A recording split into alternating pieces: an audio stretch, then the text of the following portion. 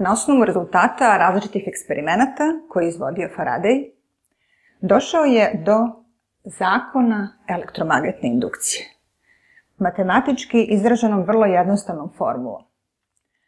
Indukovana elektromotorna sila jednaka je negativnoj brzini promene magnetnog fluksa.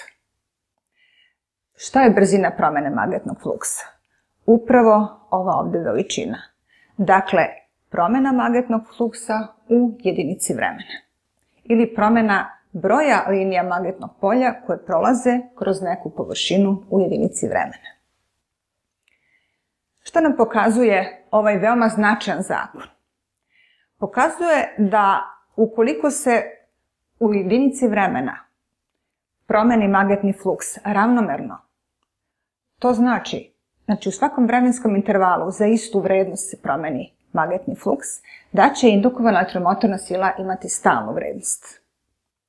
Znači, u slučaju ravnomerne promene magnetnog fluksa, elektromotorna sila je data jednom konkretnom vrednošću, stalno. Ukoliko nije ravnomerna promena magnetnog fluksa, onda se radi o srednjoj vrednosti indukovane elektromotorne sile, ali u vašim zadacima svim govorimo upravo o ovom slučaju.